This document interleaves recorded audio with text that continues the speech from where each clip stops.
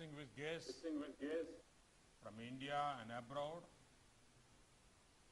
delegates, ladies and gentlemen.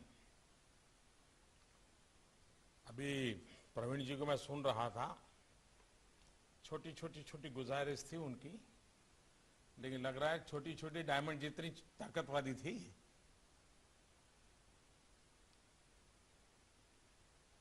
और आपने गंगा के लिए दान देने की योजना बनाई, इसके लिए मैं आप सबको बधाई देता हूं, धन्यवाद करता हूं। Friends, I am very happy to address you at this charity dinner at the International Diamond Conference. This conference is part of the Golden Jubilee celebrations of the Gems and Jewellery Export Promotion Council of India.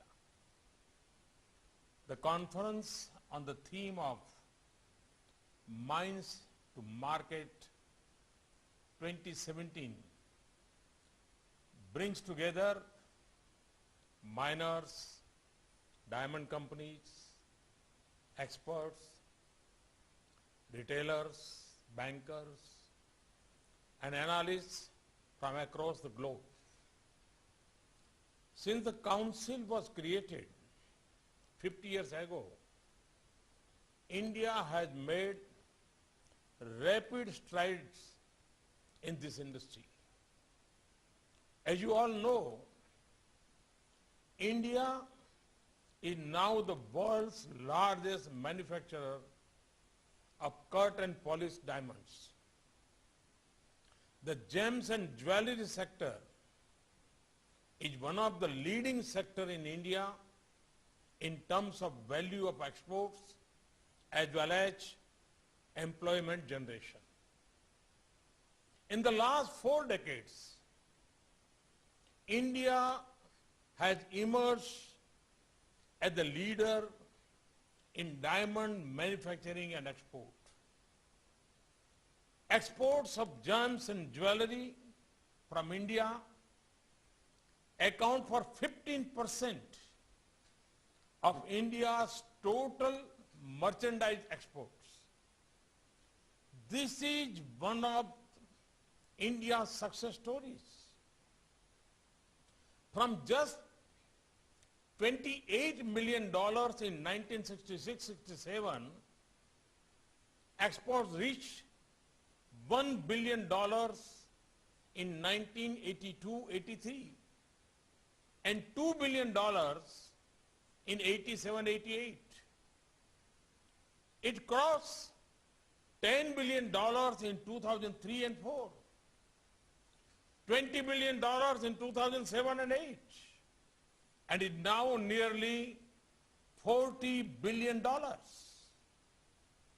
Friends, till recently, Indian importers had to go abroad to view and purchase rough diamonds. This reduced the efficiency of the supply chain. Many of you wanted us to enable viewing and trading to happen in India. In December 2014, at the World Diamond Conference held in Delhi, I had announced in the presence of the Russian president that we would set up a special notified zone to achieve this. This promise has been kept.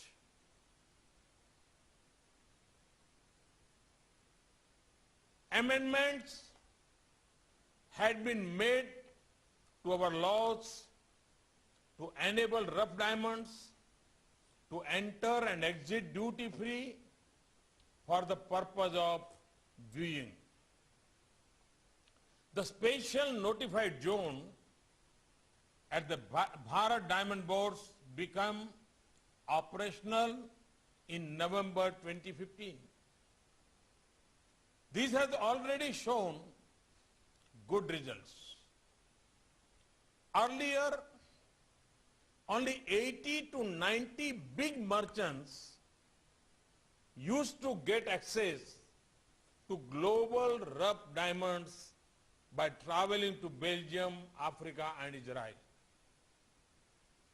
Now, about 3,000, and this is not a small number, about 3,000 small and medium merchants have this privilege through the new special notified zone. Many of the most reputed international names in the diamond industry have conducted over 244 days of viewings.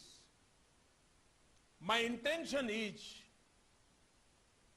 to make India, which is already the cutting and polishing hub, into an international diamond trading hub.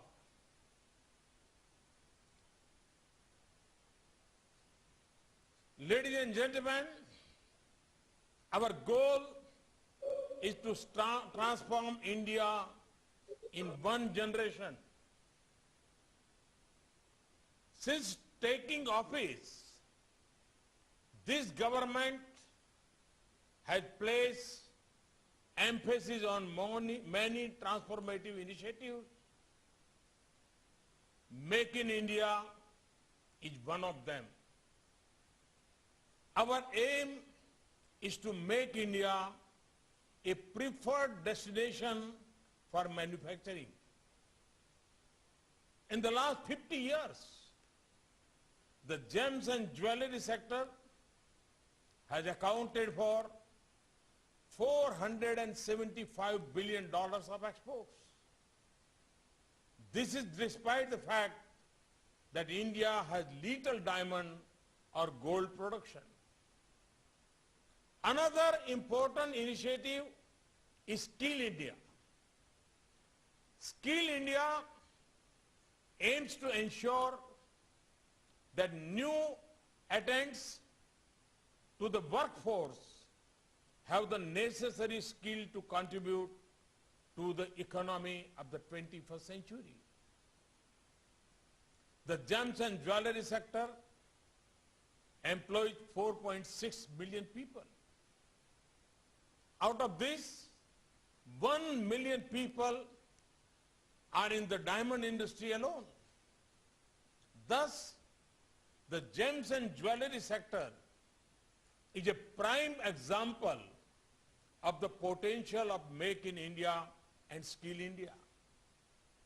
Today, we have with us ministers from several African countries. India cherishes its excellent relations with Africa. Our shared post-colonial heritage and the similarity of the challenges we face make us natural partners. I take this opportunity to assure my friends from Africa that India will be happy to support them in developing their gems and jewelry sector and in training their technicians. I begin by saying that this sector has come a long way from where it was.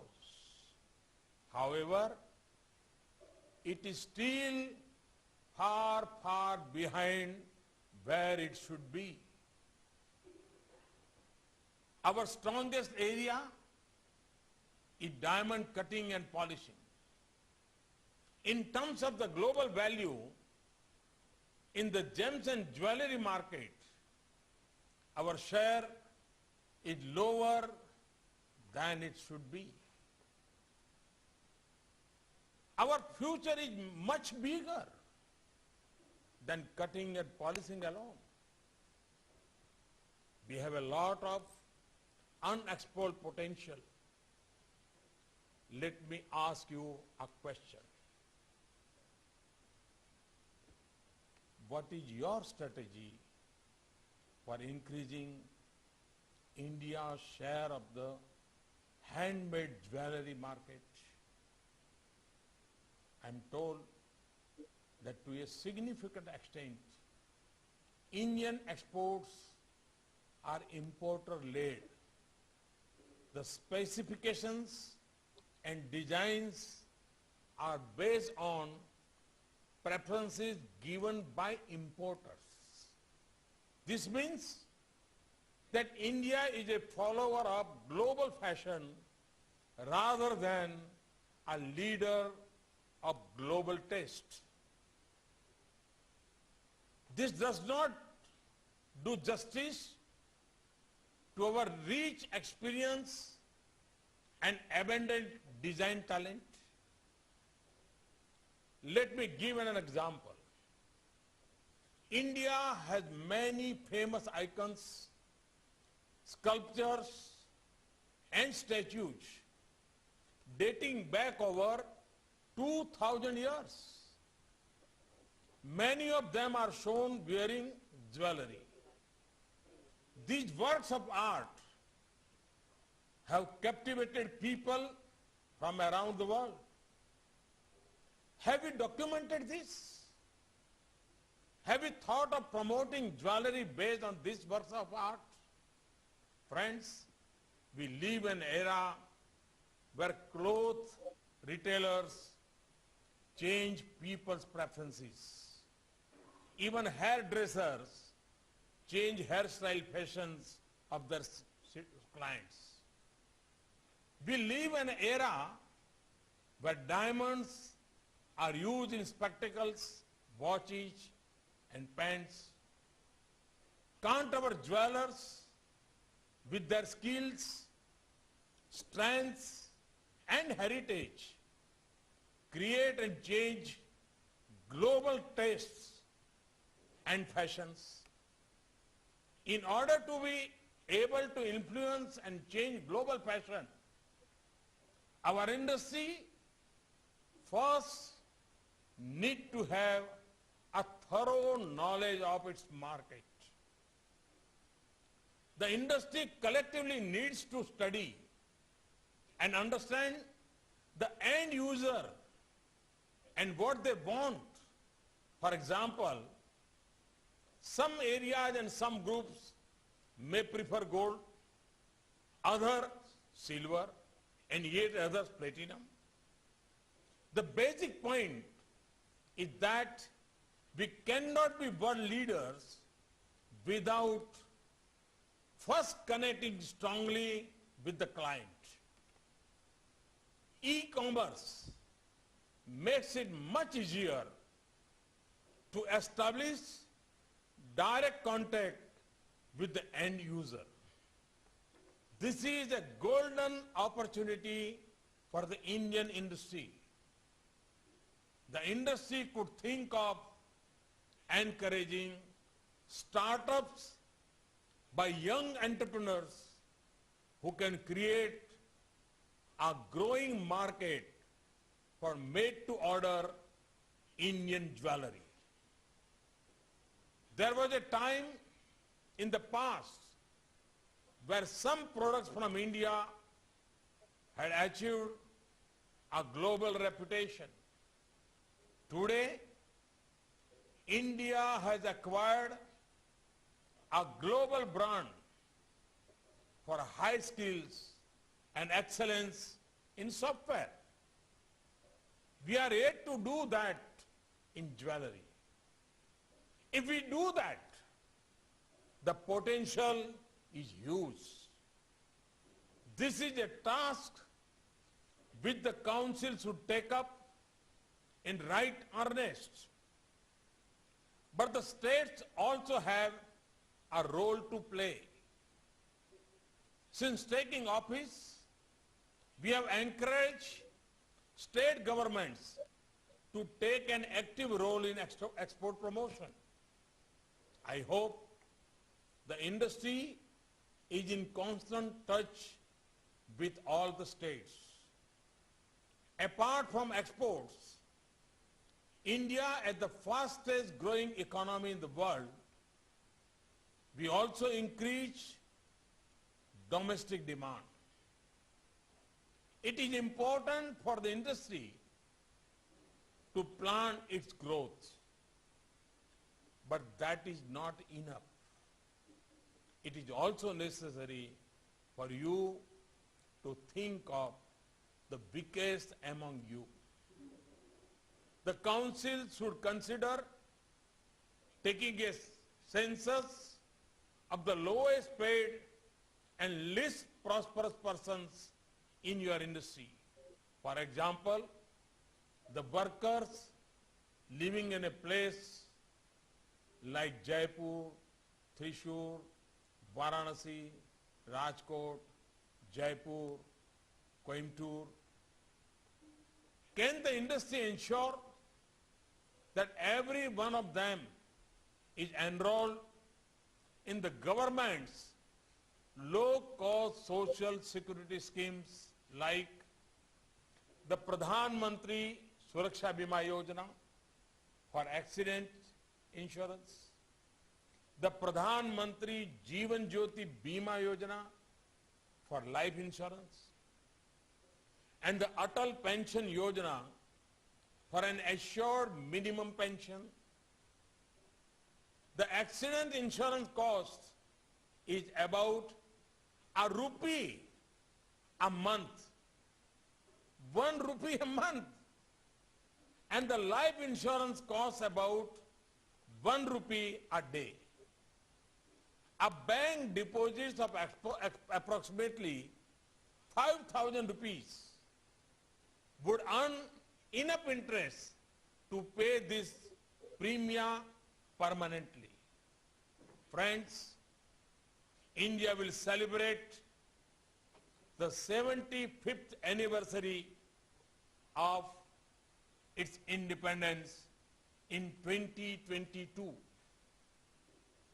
What goals is the gems and jewelry industry setting for itself by that date? What can you do for the country by then? Where do you think the industry should be by then?